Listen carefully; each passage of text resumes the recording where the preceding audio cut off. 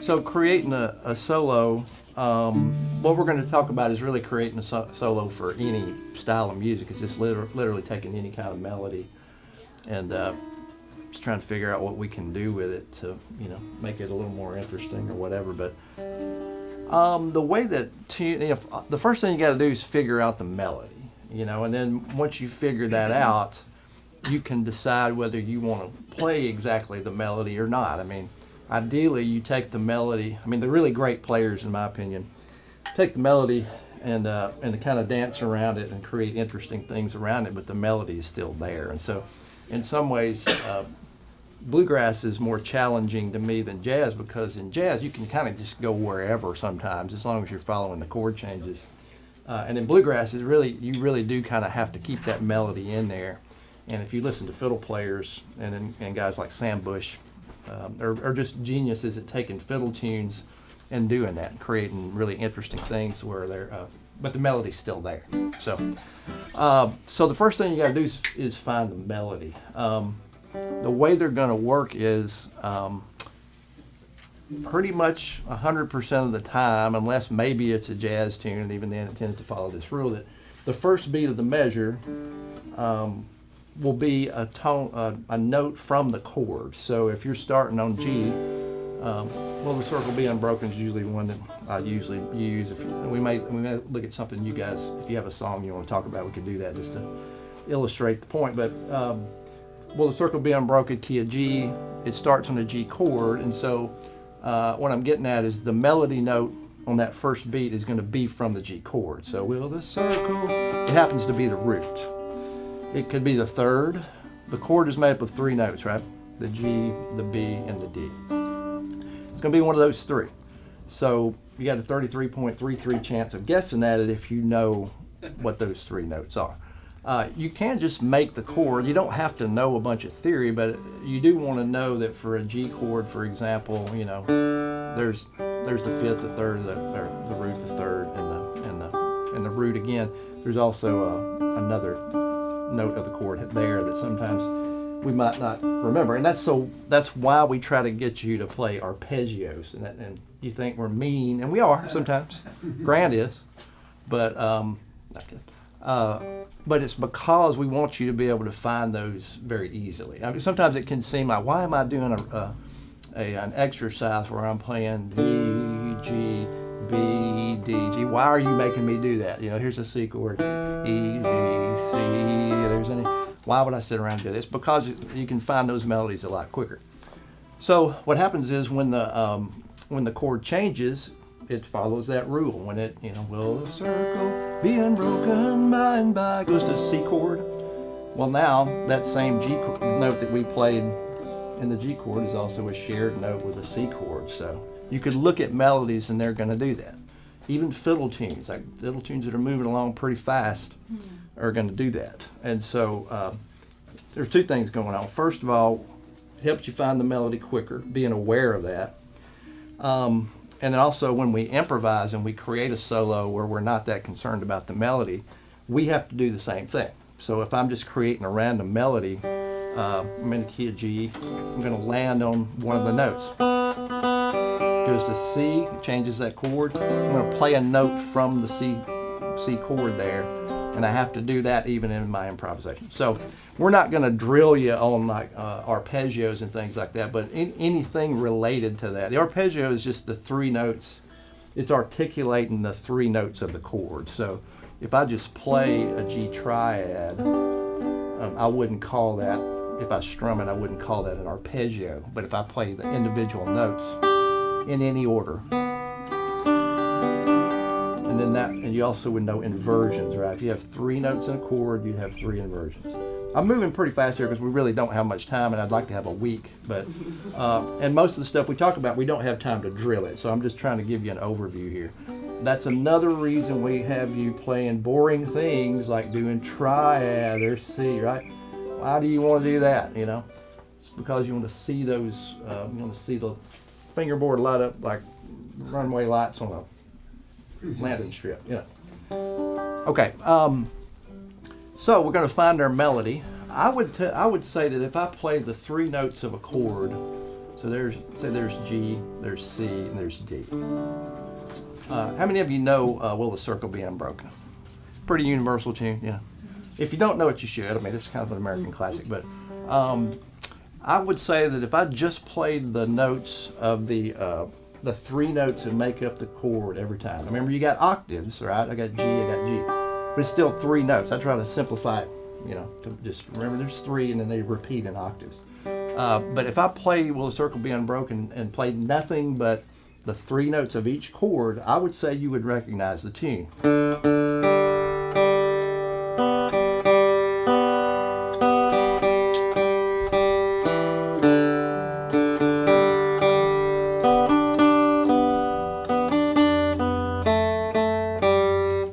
That's so close that I would challenge you, if you know the tune, that you wouldn't believe that's it, right? That's me playing no scale notes. It's only the 3 notes of each chord. So that's another reason why that's so important. And then what happens is you just flesh out the rest of the melody with scale notes.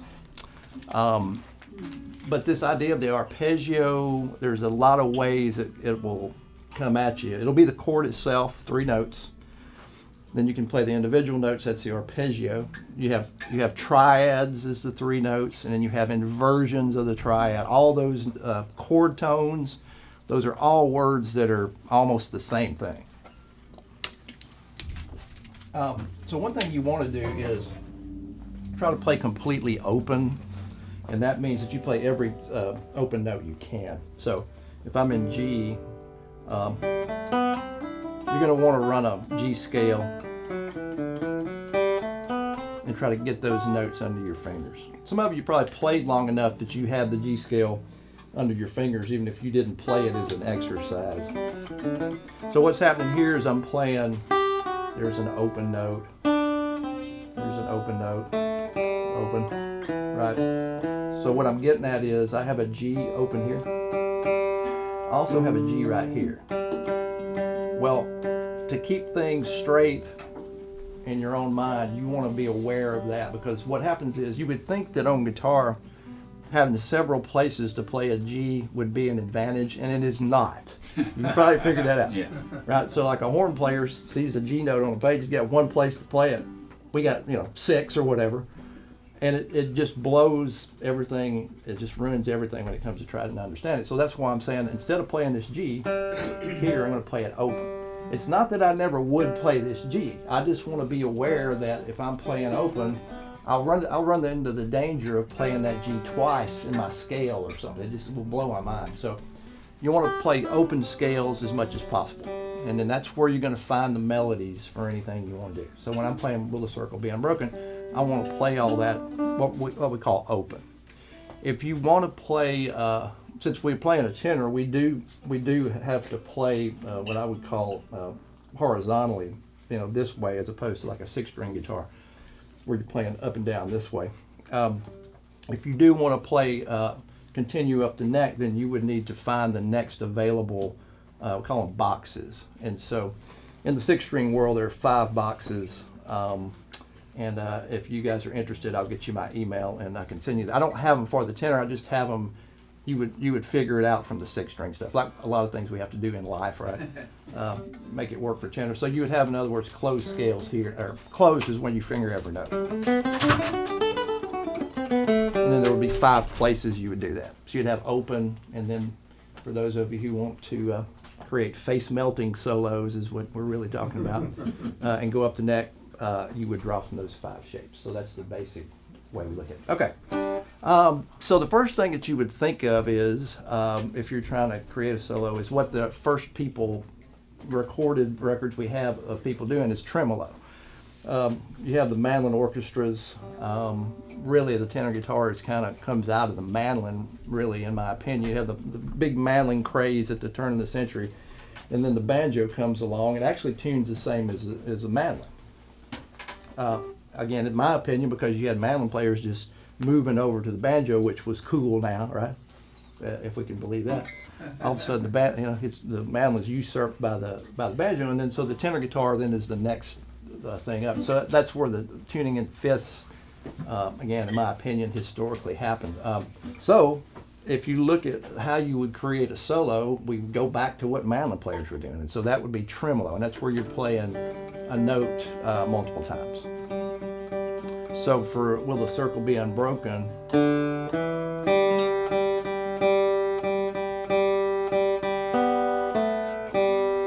right, that's how you're filling up the time. And needless to say, if I didn't say this, the first thing you have to do is figure out the melody. And in this case, we're going to try to find it open. And then after that, my first thought is, how can I just play, fill up the time more, fill up the vacuum with more notes. We don't have a lot of sustain, and so we do the same thing that the mandolin players did, and that would be tremolo. Okay. So that you're still playing a simple melody at that point. It is nice to play as much of the chord as you can. Maybelle Carter was one of the most influential six-string players, I think, in history, because she came up with a way of playing melodies she combined rhythm and melody, and so we can kind of do that same thing. It might seem a little weird, but like if you were holding a G, just making a G chord somewhere or another.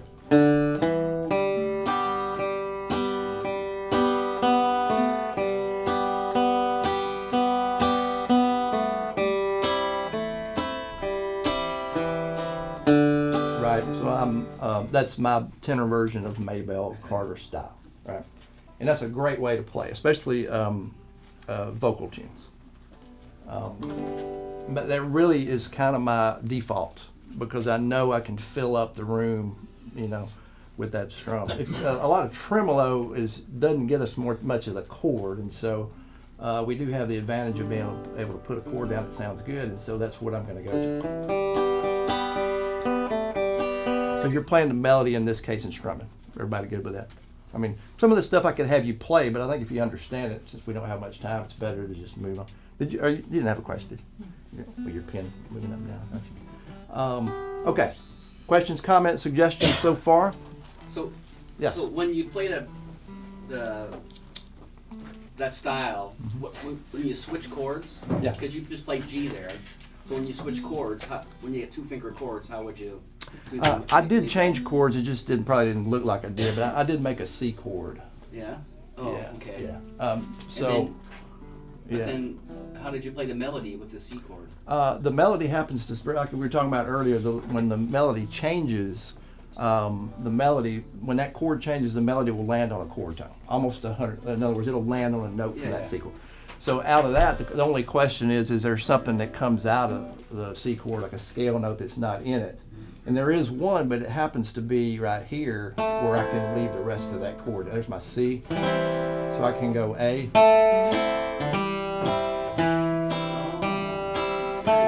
I'm leaving that C down. Okay. I'm leaving as much of the chord below it as I can.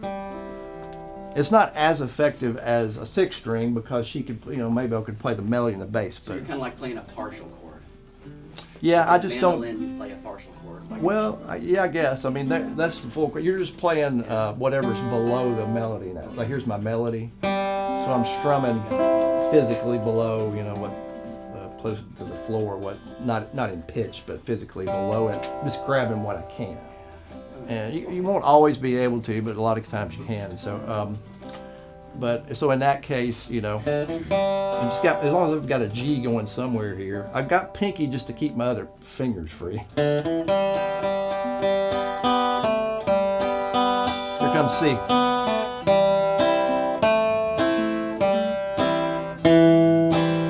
And then I'm back to G. Right. So you could. I think it works for D. I'm waiting in the sky, Lord. There's my D chord. And then sometimes you'll have to again flesh it out with notes from the scale. The quick and dirty on the scale thing is, if I'm in a key of G and I go G C D, we call that the 1-4-5, because in G you got 1, 2, 3, 4 is C from the scale. 1, 2, 3, 4 is C, and D is 5. So it's a 1-4-5 progression without getting into a bunch of other stuff. All those chords belong to the key of G. They were made from the key of G. and I can play G scale over them.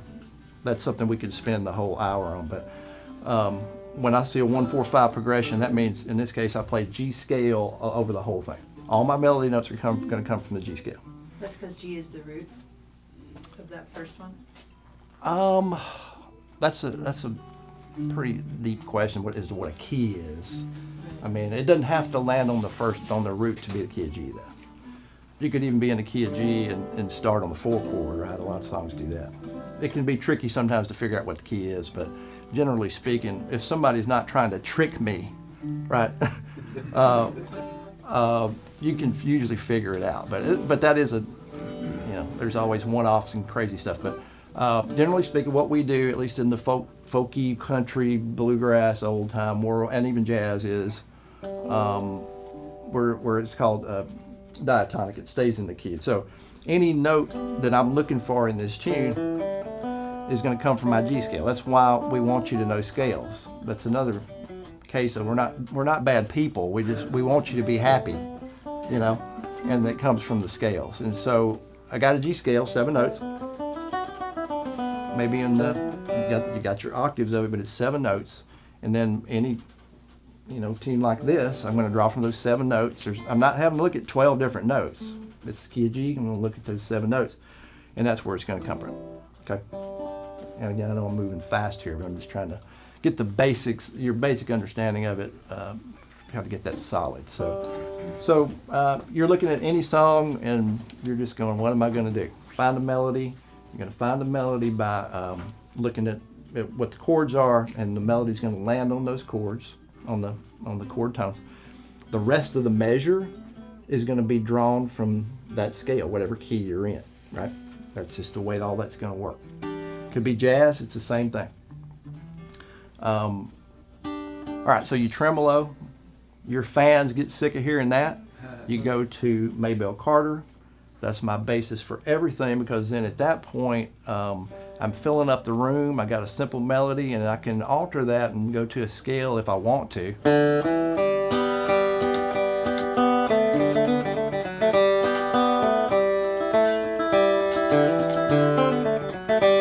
So the way I'm fleshing it out is just with a G scale. So what you can do is if any of you play with other people and you're backing up a singer, however you would play backup is how you fill out your own solos. So if Tim's singing Will the Circle Be Unbroken, will the circle be unbroken by and by, Lord, by and by. So the way the singers, you're looking for these spaces between the melody, and you're playing these little runs like that, these little just spurts of notes. That's the same way you would fill out your own solo where there's no melody note. And that, again, it's going to come from the G scale. It's just me taking G scale notes and putting them in some order. It's all G scale. I really didn't even know what was going to come out right then. I just know I know that the G scale works. I can draw from any of those notes. It's like if you went up to that piano and we're in the key of C, if it's sitting on a C chord, I know I can go up to that piano and just start banging around on white keys, and it's going to be okay, because it's C scale. Well, that's the same thing here. It's like if I randomly did that, that's what's happening. That's what that is.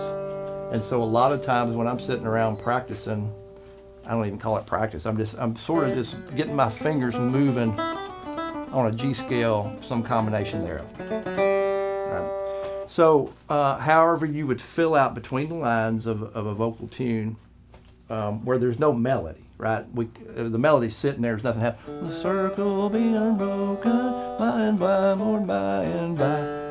Nothing. Can't have that, right? Can't have a vacuum. So we fill it up with the same idea as a vocal fill, right? And that's coming from the G scale. So it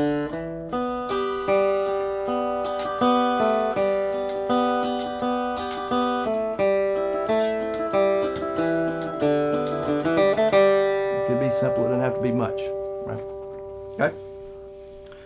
all goes back to that melody. You got to know that first. All right, so let's just say that you know the melody, and you've got some Carter style stuff going on, and you don't necessarily want to be in that sort of strumming mode. Then you start looking at ways to create interest around the melody notes themselves. All right, so going back to a G scale. All right, I'm in the key of G, little circle being broken. All my notes are coming from the G scale. Well, if I play a single G note and I want to kind of dress it up a little bit, I can play a note up or down in the scale. I can play G and then play A. It's called a neighbor note. So,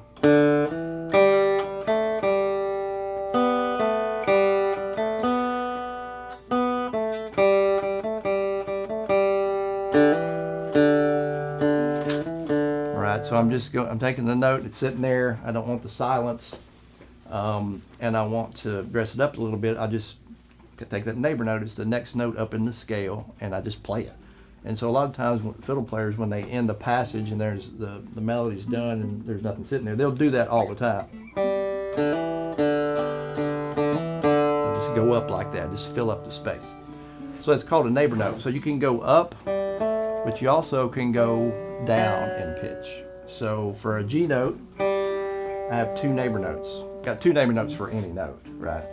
So there's G, so the neighbor note was A, and the neighbor note is F sharp. That goes back to the scale thing of trying to be aware of that scale, because there's no way you could figure that out if you didn't know the scale. So if I have, some glad morning, there's I'll Fly Away. A melody can start on any one of the three. There's an example of, key of G, Will the Circle Be Unbroken starts after the pickup notes. It starts on a root. I'll Fly Away starts on the third. 1, 2, 3. Some glad morning. My heart is sad and I'm lonely. There's starting on the 5. Starting on one of the three. The 1, the 3, and the 5 are what make up the chord. Start on any one of those. So if I have the B, what are my neighbor notes from G, from the key of G? Could go. Usually, the first thing I think is to go up. So I got B, and I go up to C, and I also have A. So there's I'll Fly.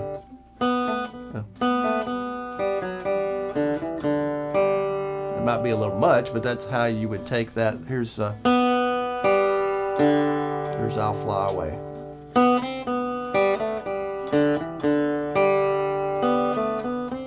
Right, the melody's still there. I mean, you're creating enough stuff there, but that it's might not be as evident, but it's still there. And so maybe you play, maybe just do it on one of the notes, or what? It's your solo, right? Do whatever you want to do. So without the circle being broken, there's my neighbor note. I could go back. That's a little strange, but it's okay. Right? Neighbor note being A, R, F sharp, right? From the G scale. Be unbroken. So there's my note there. Unbroken. Right? Just flipping up there, flipping that neighbor note up there. By and by.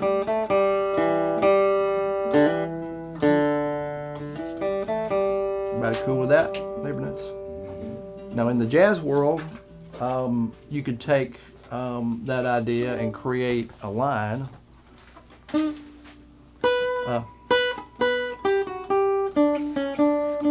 So I'm going out of the scale there, but there's diatonic and non-diatonic. Diatonic just means you're in the key.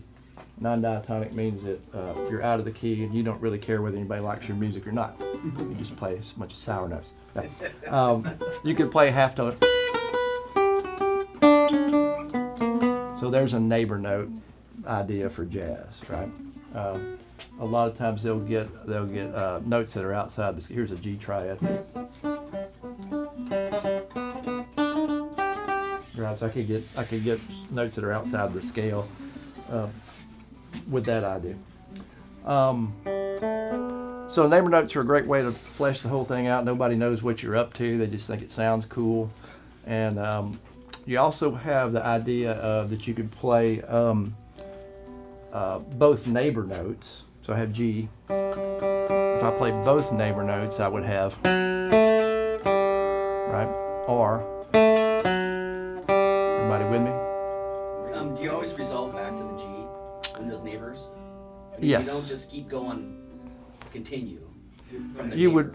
would resolve to whatever your target note is, yeah. Okay, always. That's the rule. Yeah, I mean, for what we're defining as a neighbor note, yeah. I mean, in music, a lot of things can happen, but yeah. And for what we're talking about here, you want to have your eye on whatever. Okay, there's my. I'm gonna go to B now, and you'll resolve. You'll play both neighbor notes and then your target, and you're done. It's called an enclosure, but yes. That's what you just answered it. Oh, really? Yeah. Yeah. So. I could take now, well, a good example would be,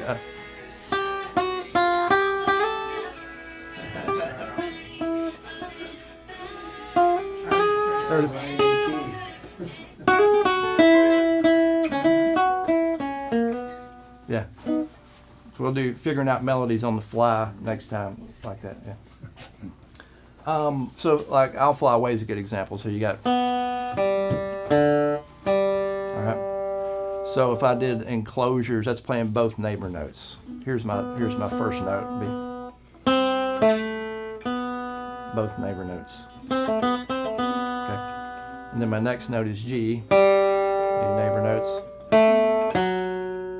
And the next one is D. I just don't have one lower, so I can't do it. But the idea would be this becomes, that becomes. So that's a lot of movement. I mean, that's a lot of interest, in my opinion, from this. So enclosures, that's just both neighbor notes, and then you land on the target. So I know some of you are jazzers, so what you would do then is you'd take a G triad, for example, and you would play the half steps above it and below it. So that's your neighbor notes are now non-diatonic, they're just not in the key. So an enclosure would be for this.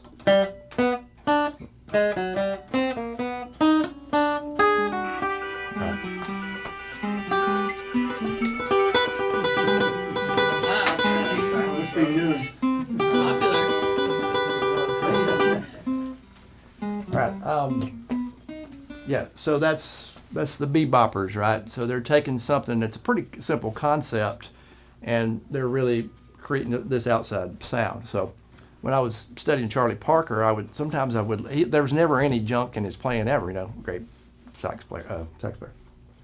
Never any junk, and so I was looking at something. It's like, I think I got him this time. That's just a bunch of crap, And it turns out it was an enclosure, and so it's always something. I mean, it's no nonsense. And so you also continue just for a second here to humor you jazz guys. You can take the full 4-note arpeggio like a flat 7, and I think this is exactly what Charlie Parker was doing that threw me off. So you'd have here's your root, there's your third, there's your fifth, and now even on the flat 7. That's what got me. I thought he was playing crap, and he was playing. He was doing an enclosure on flat 7. Who knew? And you're studying him as a guitar player, so you're just playing what he was, but on the guitar. Yeah. It can theoretically be done. It's just trying to figure out where on the guitar to start, Yeah. But a lot of it's playable, But those, even if you're not a bebopper, just those basic ideas allow you to be creative in whatever you're doing. If you look at Irish players, they have a G note. They will play the G note, play the neighbor note, back to the root, neighbor note, and when you do that, you have an Irish roll. So that's the way. If some of you guys are into Irish. That's exactly how they do it. Can't do it? I mean, just taking neighbor notes and putting them in a roll or an ornament like that. So it's all over the place. It's working in all kinds of different forms of music. But okay, neighbor notes is a real big deal because it's really just the best way to create interest without just getting too crazy. Because it's safe, you know. You could even improvise with it and go, I'm sitting on a G note. What do I do? One note. I'm cool, you know. And I'll take a breath and go to the next passage or whatever it is. Questions, comments, suggestions? Okay. I had a question, because I can't see your plan Oh, yeah, there. sorry. Would you show me the movement for that enclosure with both upper and lower neighbor notes? For the one that's in the key or the bebop? No, in the key. Okay, yeah, Stay so, with bebop for now. So for like, if you take a G triad, well, I'll Fly Away is probably the best, but, well, let's just do it here. So here's G, so there's G, so the neighbor note would be A in F sharp, right? So enclosure would be there where you're landing on. So you're not starting with the G. No, that's the kind of tricky thing about it. Okay. Is you're, I think that's what he was getting at. Is Yeah, okay. You end with that, yeah. And since you have two neighbor notes, you have two possibilities. G, right? So for B, you have, and you have, right? Some people describe it as bracket, like a parenthesis, but I had to stop doing that because people would say, well, why is you're ending with the root though? Why would it be inside the parenthesis? It's like, well, I didn't come up with it. I thought it made sense, but I had to quit talking about that because you do have to figure out where you're landing and you're playing your neighbor notes and then ending on the target. I mean, it's not that you couldn't play the target and then, but you're usually talking about you got a single melody note that you're trying to figure out. And a lot of times this too is going to be filling up the space between melody notes. I mean, that's really the best way to do it. Don't be a hero is my first rule, right? So I'm usually just trying to fill up that space again, but you know, where there's no melody. So there's not much happening there. Enclosure.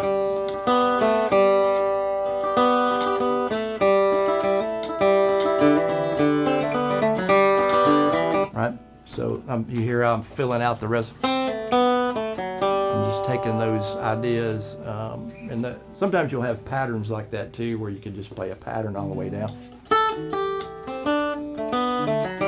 Right? I mean, you'll just have, we like patterns, and so that's one of the ways you could do that. So you got diatonic just means it's in the key. Non-diatonic would be not necessarily jazz, but that would be a way that you could look at it to get outside notes. Okay, everybody good? All right. A really good way of playing melodies that comes from the bluegrass side of things. We stole it from the banjo players, and that is, it's called cross picking, and that's where I play 3 strings or more. So if I had a G chord here, if I played 3, 2, 1 would be the roll, be like a banjo roll. 3, 2, 1. So that's G, B, G in this case. And you would play the roll forward. There's a couple of ways you could do it. One would be down, down, up, down, down, up, down, down. Historically in bluegrass, that's the way it was done, but there's not any money in bluegrass, so you might not want to do it that way. It's a very powerful sound. I mean, you know Clarence White with the Byrds, great flat picker. He had a huge sound, and so the way he did this roll was 2 downs in a row. You could alternate it. Guys like Doc Watson alternate down, up, down, up. It's a little funkier, but it's down, up, down, up, down, up, and that has its own challenges. If you want a syncopated 3-note roll, that's what you have to do. But I'm just going to move straight to the one that I use the most often, and that's going to be a 4-note roll. 3, 2, 1, 2. So if you really want to just get the quick and dirty here on what's happening here. You want to go straight to this one. If you any of your bluegrass players, if you're tenor guitar players, you're probably not bluegrass players unless you came from that. But you could look at that other way of doing things. Doc Watson, Clarence White. But what I'm going to do is alternating down, up, down, up. So that's 3, 2, 1, 2. If you guys want to join me on this, we'll at least do a little playing over this. So this is 3, 2, 1, 2, 3, 2, 1, 2.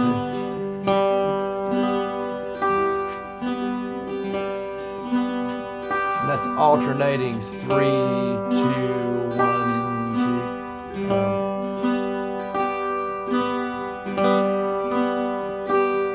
Yeah, a lot of your finger pickers, so you just would pick it, you know what to do. So what we're doing with cross picking is we're just trying to basically simulate a finger picking roll. So if you were a finger picker, you could play. What's really happening with the cross picking and the finger picking style itself is we're really just outlining that chord. We're arpeggiating the chord with the melody. So if I finger pick.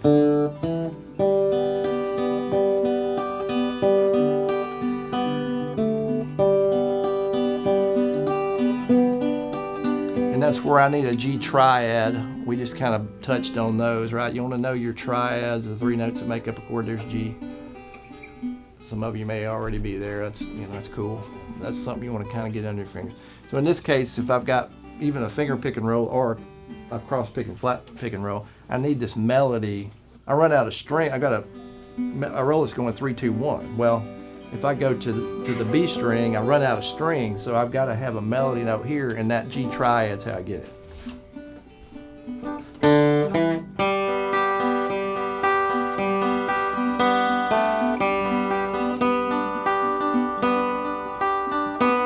Change to a C chord.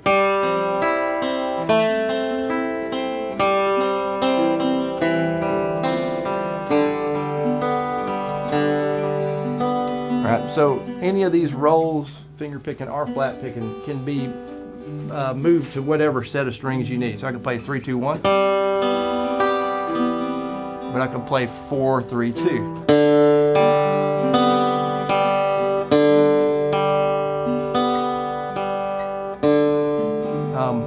I could skip a string. I could play 4, 3, 1, 3.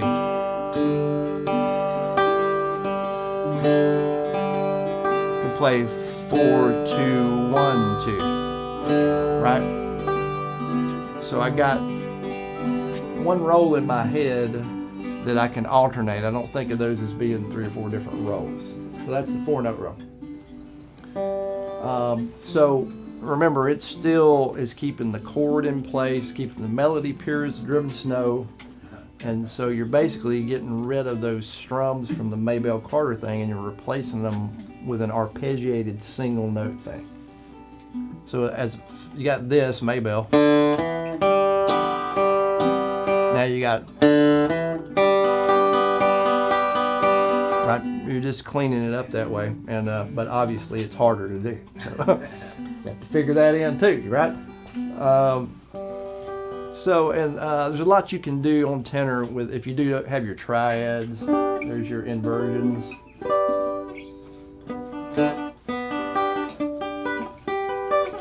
See?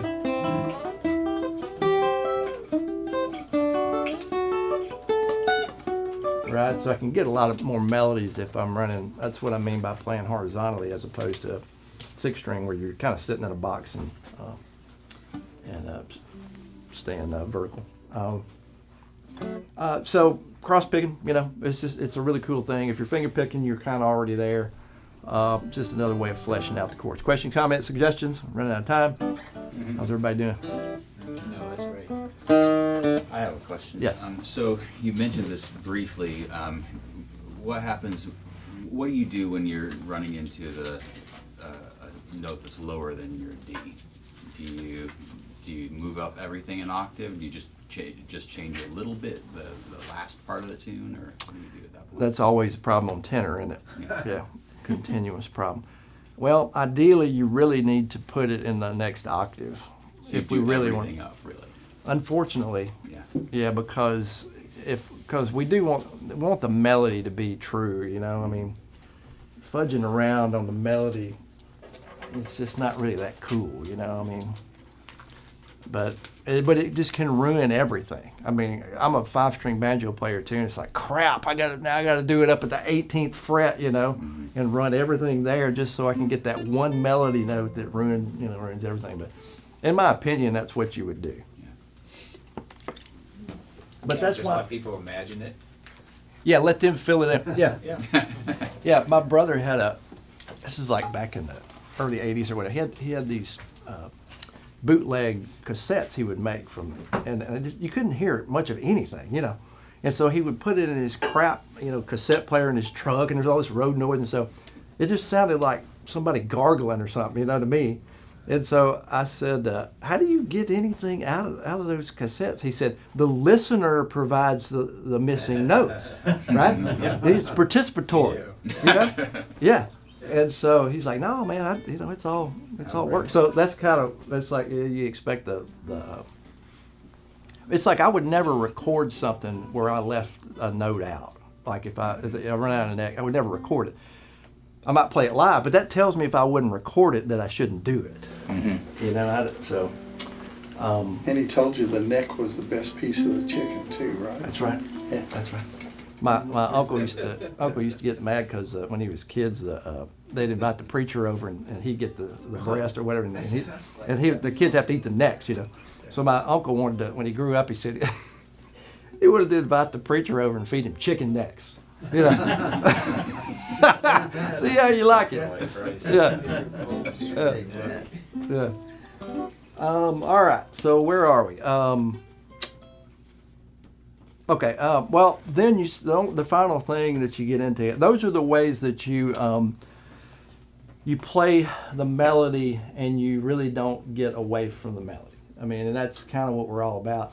So you got all those ways: tremolo, maybell, cross picking, everything with even neighbor notes. The melody's still there.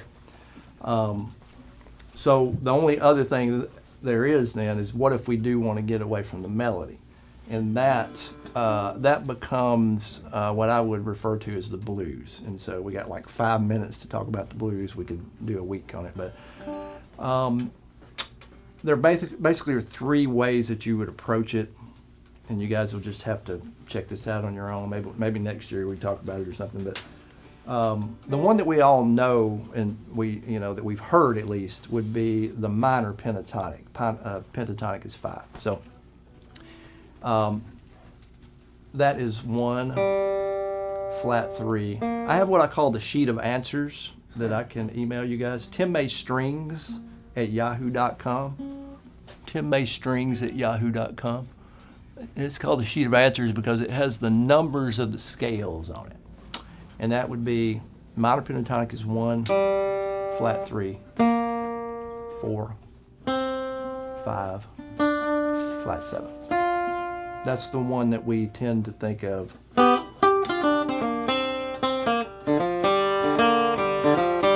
Minor pentatonic. So that's G minor pentatonic. And you also could add 1 note to that, and they would call that, they being the blues guys, would call it the blues scale. And that's where you 1, flat 3, 4, sharp 4, flat 5. Jazz guys call it a sharp 11 to keep us out of their music, keep the folkies out. They say if we call it a sharp 11, they won't play our music. There's other reasons why folk people won't play jazz, but it's not necessarily because they call it a sharp 11. So those are all the same thing: flat 5, sharp 4, sharp 11. So that note,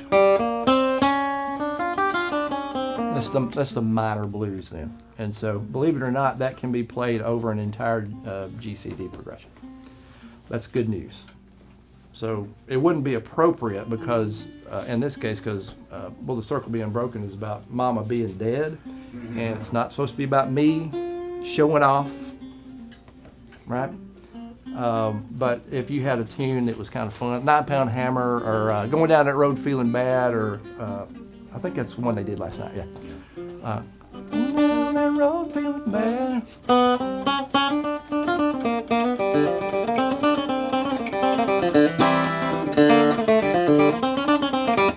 so it's appropriate there because Mama's not dead.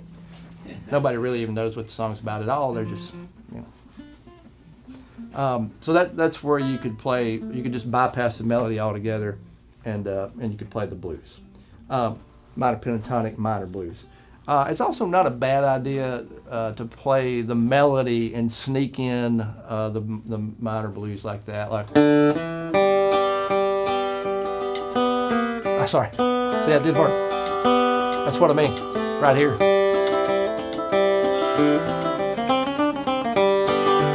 Right, I mean that's kind of okay. So you're taking those areas that we were talking about doing neighbor notes to fill in where there's not a melody, and now you're plugging in the minor pentatonic to do that. One that's a little bit easier on the ears would be there's three of these. So I'm either playing in the key, which is the G scale, or I'm not.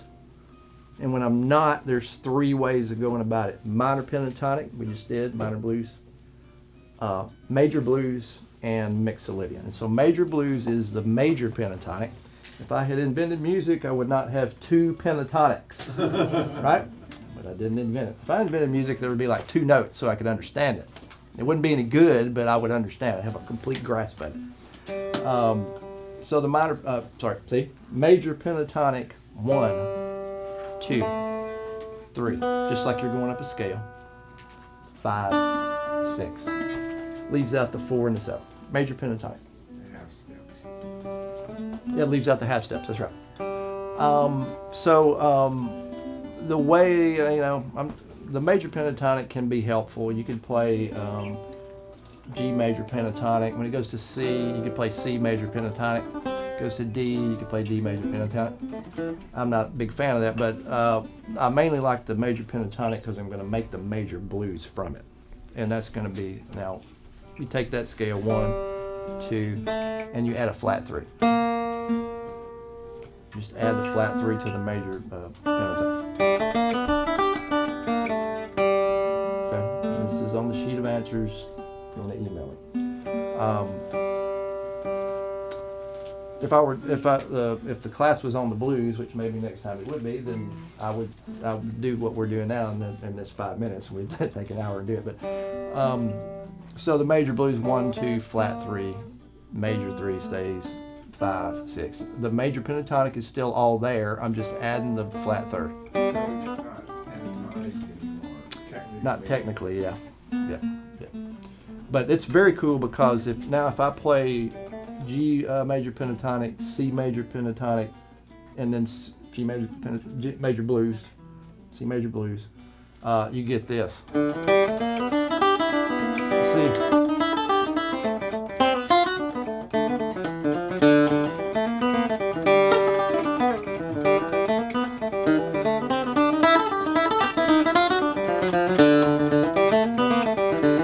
Right, so it's a fun blues. It's like, it's kind of a happy blues because it's based on a major pentatonic. And so now when you play Will the Circle Be Unbroken, you could definitely sneak the major blues in there because it's the only offending note would be that flat third.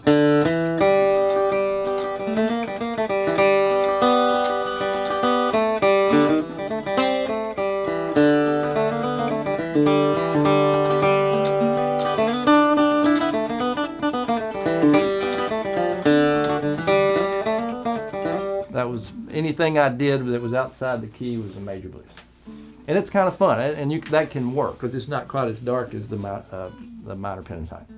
You'll see these popping up everywhere. I mean, you'll see the major blues just as often as you see the minor blues, at least in the folky umbrella of music. I mean, rock and roll, jazz, bluegrass, they're all over the place, and so it's good to keep them straight. Because then you can use them. You'll tend to get notes from one mixed up with the other if you don't watch out. Can't do that. So those are the two. The only other one for blues, and the blues by my definition would be that you're altering the major scale. That would be where I'm playing a G major scale. And there's a 7th. And I am flattening the 7th. That's the only difference in mixolydian and just the major scale. 1, 2, 3, 4, 5, 6, flat 7. And just that flat 7, you can get a lot of juice out of that.